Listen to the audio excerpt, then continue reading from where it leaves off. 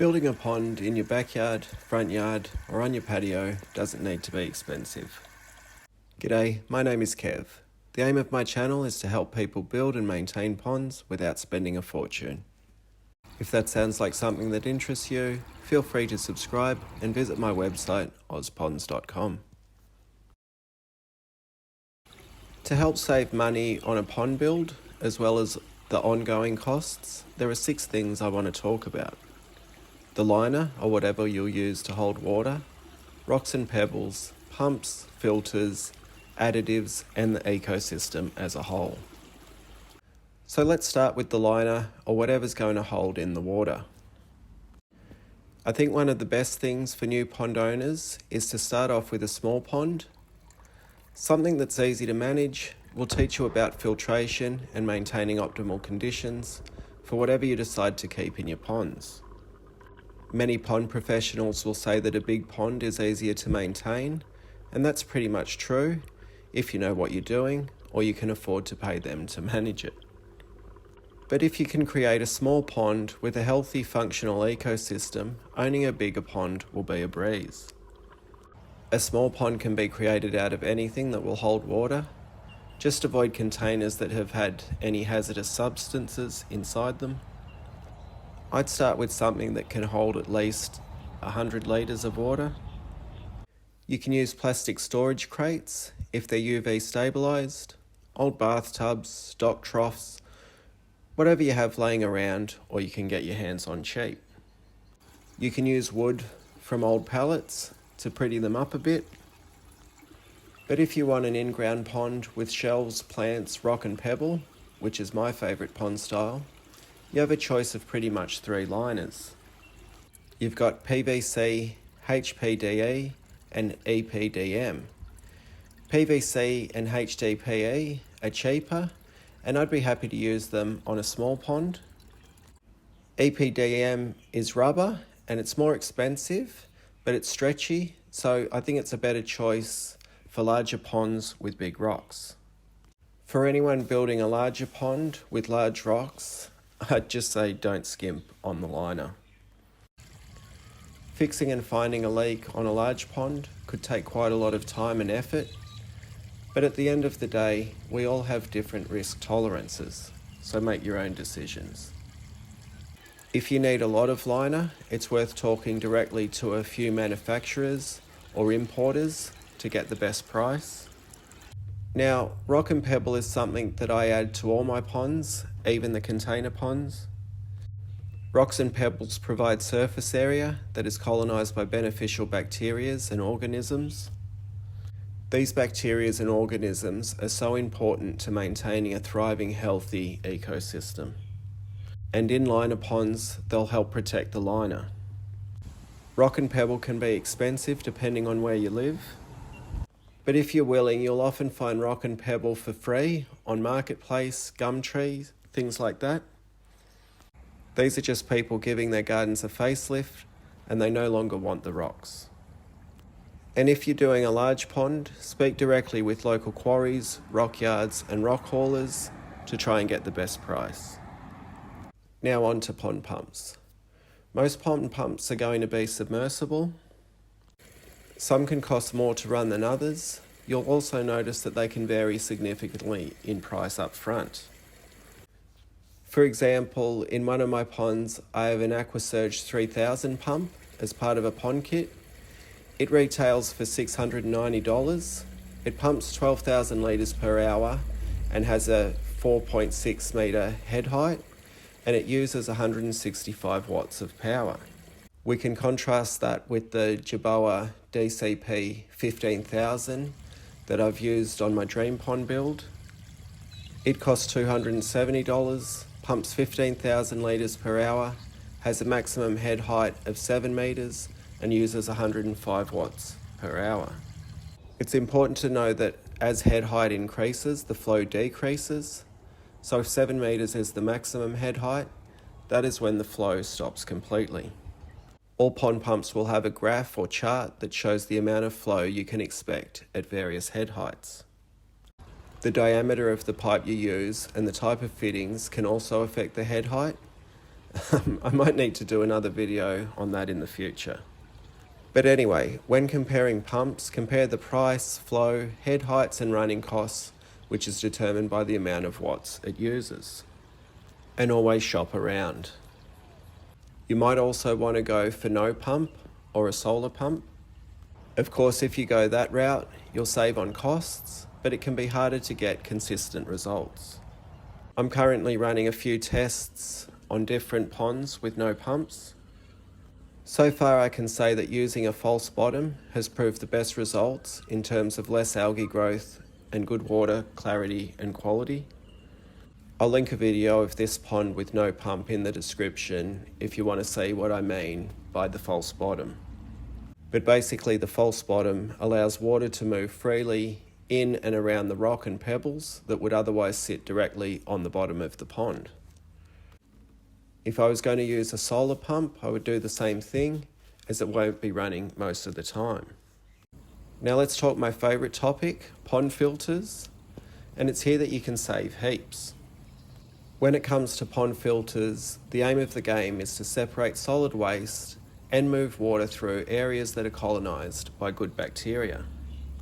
Now, if you don't know what I mean by moving water through areas colonised by good bacteria, you really should check out my video on the secret to a crystal clear pond. It'll help you out heaps. Okay, one of the easiest ways you can remove solid materials is by having water move through a sponge before it reaches the pump. In my small container ponds, I set the pump in a plant pot and cut out a piece of sponge that sits over the pump.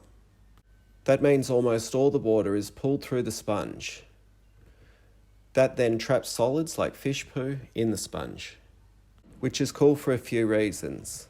It stops the solid materials moving through the pump and being deposited in the filter with the bacteria. This helps reduce maintenance and protects the pump. The sponge also prevents any fish fry from being sucked through the pump. This method I only use on the smaller ponds, say anything under 1,000 litres. Anything bigger, I create a skimmer. Skimmers that you buy off the shelf are ridiculously expensive, so on medium-sized ponds, I make mine out of a simple bucket, a few rocks, and an offcut of pond liner. Total cost, maybe $10. I have a video showing how I make them, if you're interested. I'll link all these other videos I'm mentioning down in the description. For bigger ponds like swim ponds or recreational style systems, I prefer intake bays or negative edges. An intake bay is basically a supersized skimmer, and a negative edge will also skim, and it also provides additional water storage. In a negative edge system, the water level within the pond never fluctuates. Both can easily be made yourself, and yes, I have videos that can help. So that takes care of what we call the mechanical filtration. That's the separation of the solid materials from the water. Next is the biological filtration. This is where the bacteria live and work their magic. Again, there are lots of different types of biological filters that you can buy. Some will combine the mechanical and biological components. In fact, just moving water through a sponge will provide a certain level of biological filtration because bacteria will colonize the sponge. But when it comes to biological filters, the more bacteria the better. And the best way to get more bacteria is to give them wet surface areas to grow on. My favourite type of filter is a bog filter. I like it because it's natural, easy to maintain, very cost effective, and provides exceptional results. Basically, water is pumped up through rock and pebbles. The rock and pebbles provide the surface area for the bacteria, and plants can be planted directly into the filter to help remove extra nutrients. It's a very simple system, but when sized properly, it works every time. And bog filters prefer a slow flow, which translates as less energy needed to run the pump or pumps. Bog filters can be used on any size pond and can be created out of anything that will hold water. I've got many videos on bog filters, the design components to include, the sizing, the amount of flow, etc. You can also easily create your own high flow filters using buckets, drums, ornamental pots. These filters work best when using media with larger gaps. You can get media like bio balls really cheap. You could use plastic bottle caps, lots of sponges. Remember, all we need is surface area that the water can move through easily.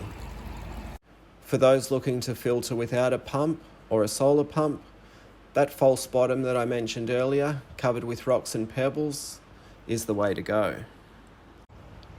This will allow the water to move freely through the surface area being provided by the rock and pebble. It isn't as effective as a bog or high flow filter, but it still makes a big difference. You may need to remove accumulated muck from the pond more often than in ponds with circulation.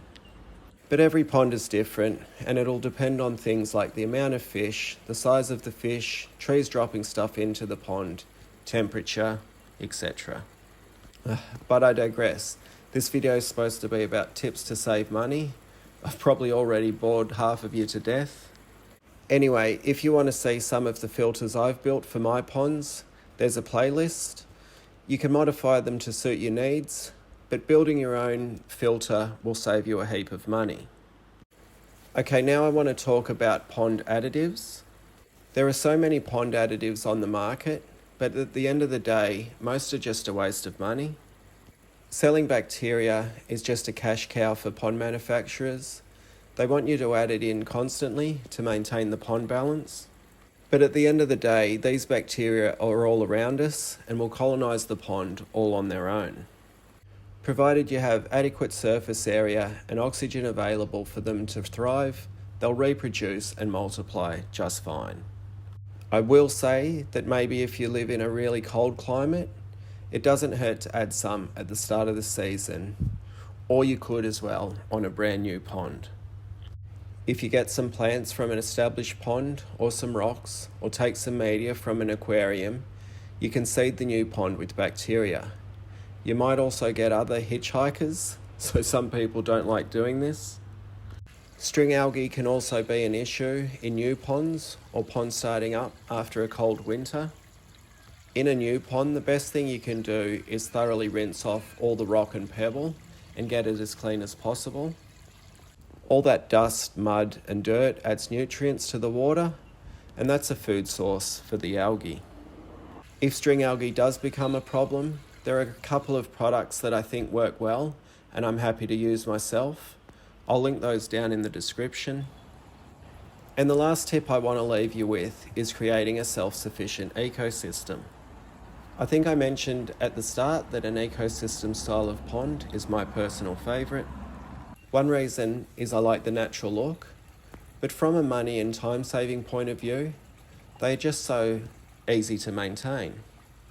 The balance of bacteria and organisms are working to keep the water clean, clear and safe for the fish, and the fish can feed on these organisms, algae and biofilms. So long as you don't overstock the pond, the inhabitants can look after themselves. So not only do you save money on buying fish food, but you save a lot of time and headaches. And as they say, time is money. I do hope this video and the others I've linked to have been helpful. If they are, give them a thumbs up and share with someone else that needs a pond in their life. Thanks for watching. See ya.